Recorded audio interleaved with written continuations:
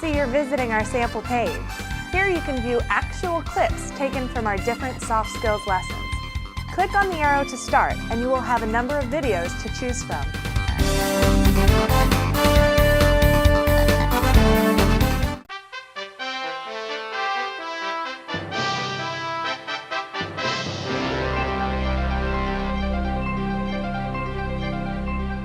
Hello, I'm James Mulligan. I'm the spokesperson for Business Soft Skills Incorporated.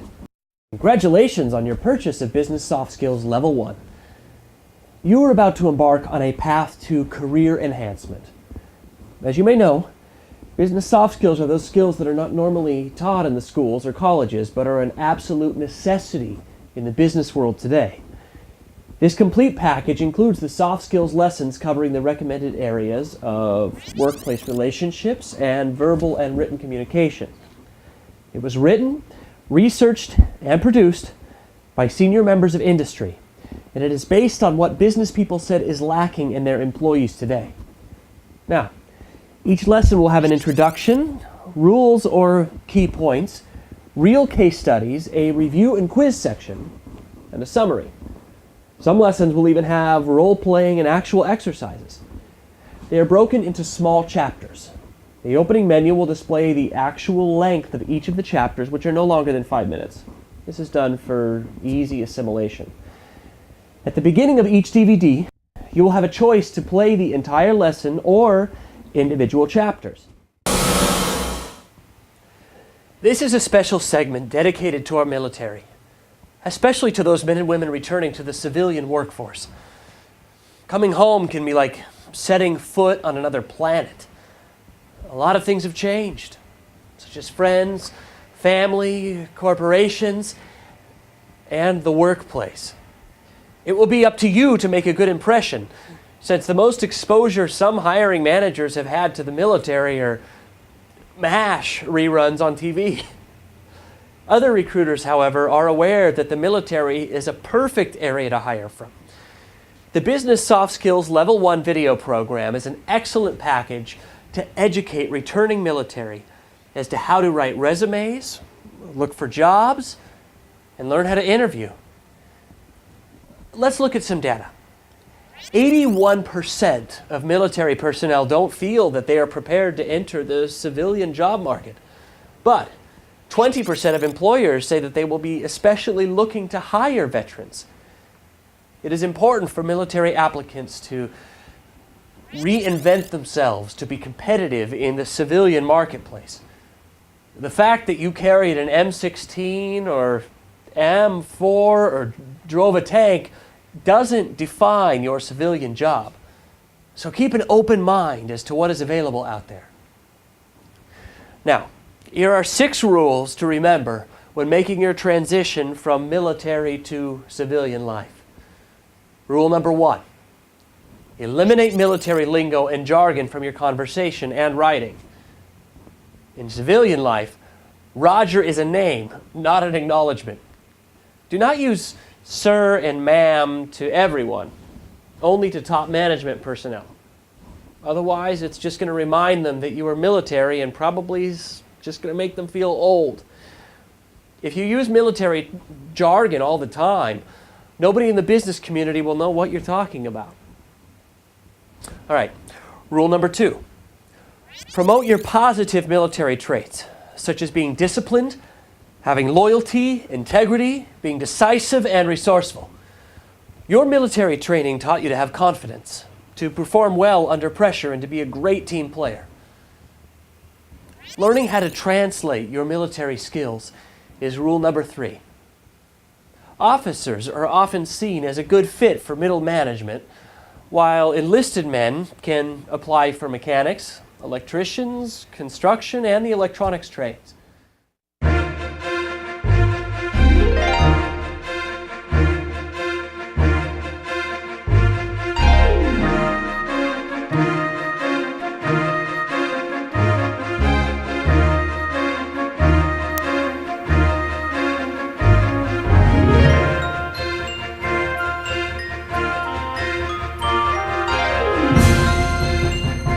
I'm glad it worked out. Thank you for calling. It's great to have a satisfied customer. Hello, my name is Kathleen Stouts, and this is a soft skill lesson on customer service basics, educational level 1. The lesson will consist of an opening, 6 rules of customer service basics, case study, a special role-playing segment, and will be followed by a review, a quiz, and the summary. So let's get started. We hear more complaints about customer service today than ever before. And in this competitive marketplace, effective customer service is essential to the survival of any business. You can lose more business due to poor service than from your product quality or cost problems. Let's take a look at a few statistics. 68% of consumers leave because they feel they've been treated poorly. Now, let's talk about your work area. You may be in an office, cubicle, or bullpen when you're working. There are a number of do's and don'ts for your work area. For example, do not put anything on your desk or walls that are of questionable nature. Family photos and related items are always acceptable as long as they don't take over your desk. Any company-related materials are also accepted. Before you go home, you should clean up your area. People assume that if your area is clean and organized, you are also organized. It also helps your reputation to have a clean and professional-looking work area. Make sure you don't talk too loud when you're on the phone. Other people working around you will be bothered by loud conversations. Always be polite and try to keep your area as quiet as possible. If your company allows you to listen to music during work hours, keep it low or use earphones. Also, if you do use earphones, keep the volume low enough that you will hear your phone or if someone's trying to talk to you from outside your work area. Also, allow easy access to your area. Don't have boxes or piles of paper in the way because that could become a fire or safety hazard. Remember, your work area is a reflection of who you are. Always keep that in mind. Next, we're going to talk about what to wear at work. The 6th and final method for job seeking is through recruiters. You need to find a recruiter that knows your industry. They often know job openings that are not advertised. There are basically 3 types of recruiters: contract, retained, and contingent. Contract recruiters are usually paid hourly by an organization and will look only for candidates that the hiring manager needs. Next, create an elevator speech. What's an elevator speech? It's a pitch you could give to someone in an elevator before it reaches your floor. Here's an example of an elevator speech. I was a corpsman in the Navy, and when I got out, I went to school and became a nurse's aide. After that, I worked at a Main Street hospital for 5 years while studying to become a registered nurse. In 2005, I got my RN certification and started a new job at the Veterans Hospital and have been working there ever since. The elevator speech is a great response to the generic question, "Tell me about yourself." A lot of recruiters will ask it just to get you talking. Now we're going to see a couple of situations using body language. Look at this first vignette and see how you feel.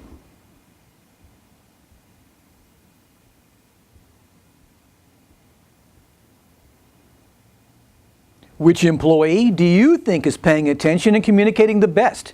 Remember, others will be watching you in the workplace. Which type of reputation would you like to have? Attentive and professional or not caring? Okay, let's look at another vignette.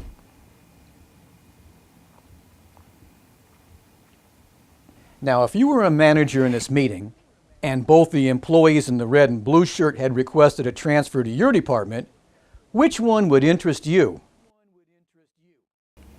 This is just a couple examples of body language, and you can see how powerful it can be in both a positive and negative way. Always be aware of your body language. Now let's look at an example of an interview. Kyle has an interview with Acme Industries today. Let's look and see what happens. Hi, Kyle. My name is Bob Shaw. What's up?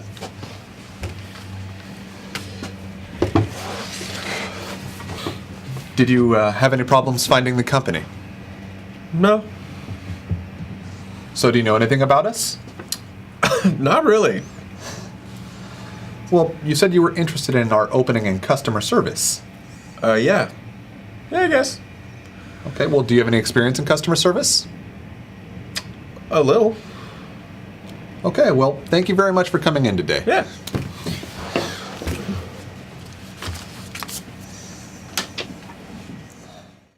Wow, that didn't go well at all, did it? Did you see all the things he did wrong?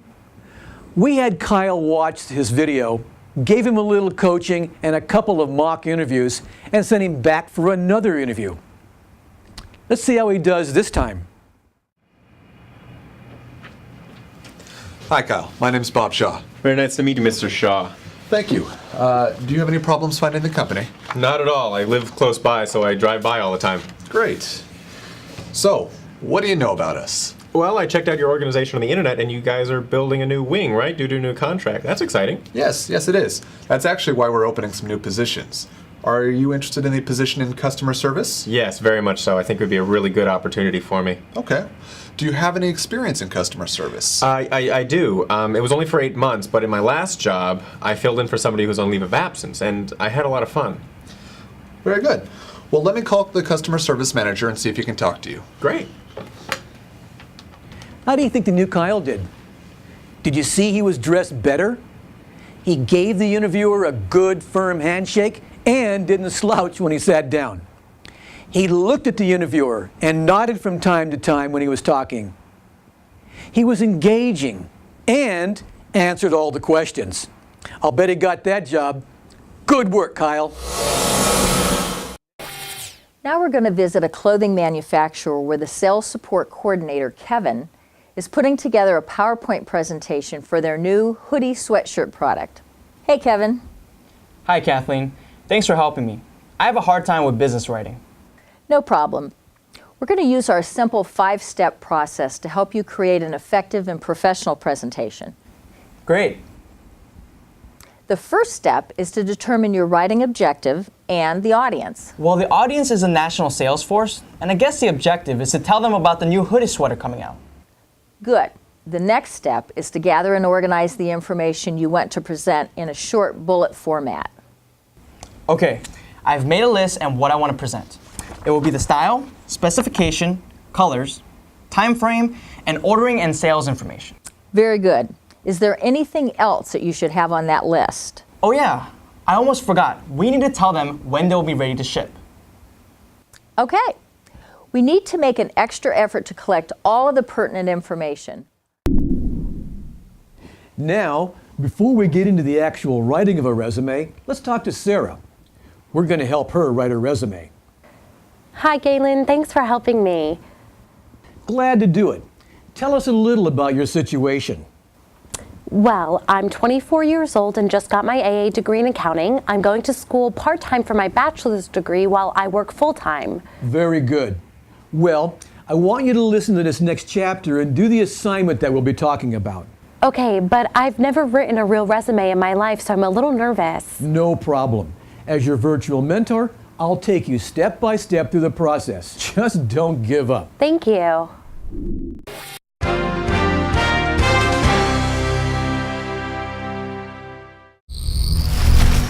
Now let's talk about filling out forms. Business people tell us that their employees either fill out forms incorrectly or not at all. Let's take a look at a typical form and go through the steps to filling it out.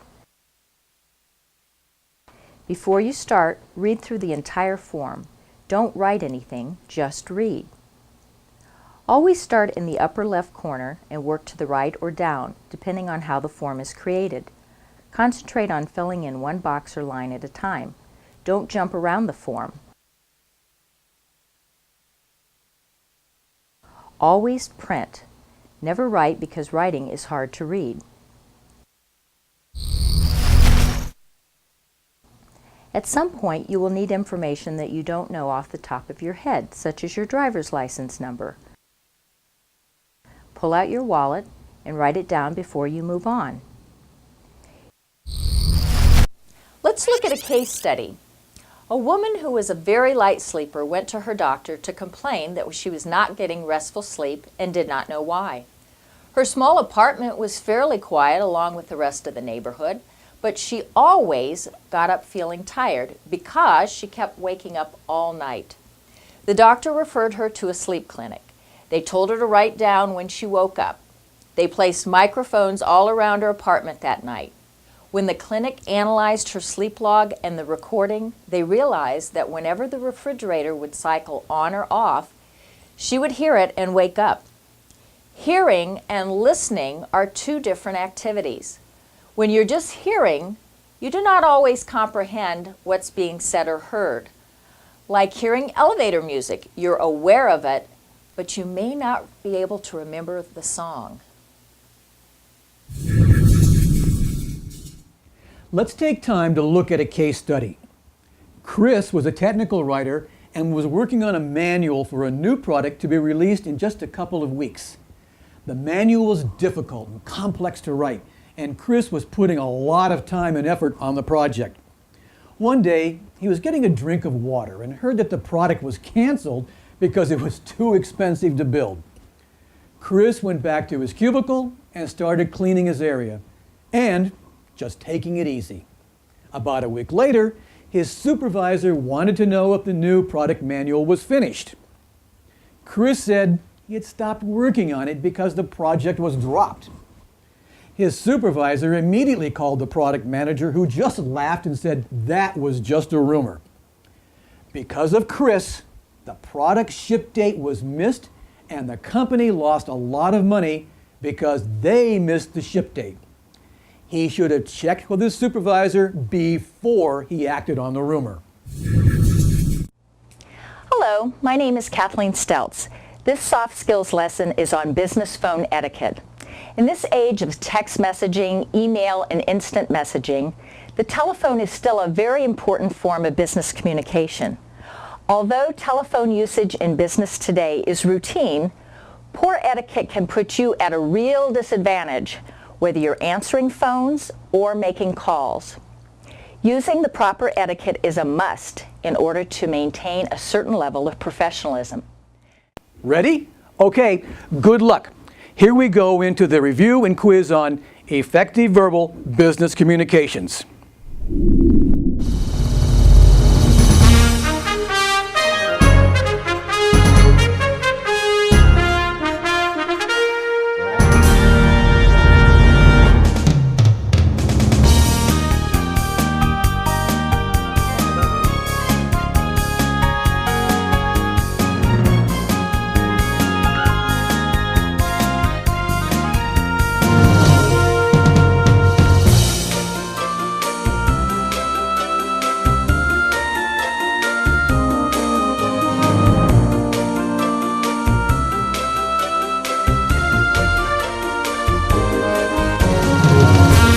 Here's your first question.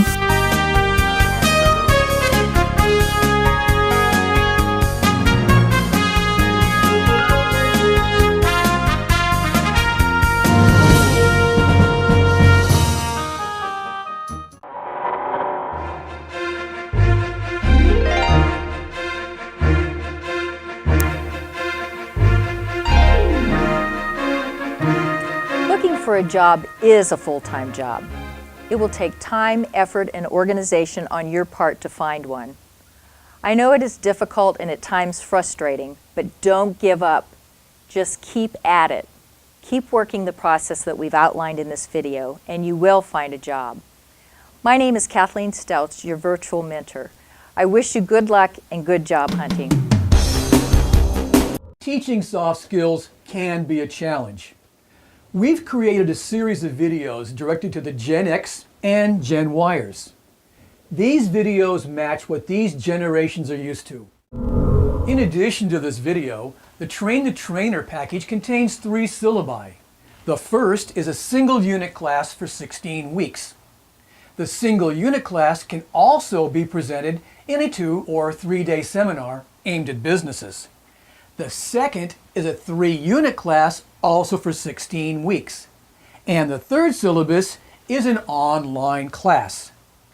Each syllabus contains a course description and course objective. The topic and activities for each class are detailed, along with the appropriate video and when they should be viewed. Class discussions and assignments are thoroughly laid out for easy dissemination. The criteria for evaluation and grading are also defined to ensure consistent class evaluation. Now let's look at the other documentation included in this package. The study guide has the following information: a verbatim script for every video lesson, a detailed time graph for each lesson, review and quiz, a 20-question test with answers, support documentation, and quick reference cards. Instructors can copy each lesson from the study guide being taught, with the option of holding back the test answers. Then the students can download it from your website, or they can be copied and distributed during each class. Almost every lesson has a 20-question true-false test related to it, which can be given at any time. You may want to only give one final test. Because of this, we've created a 50-question test made up from all of the lessons in the Business Soft Skills Level 1.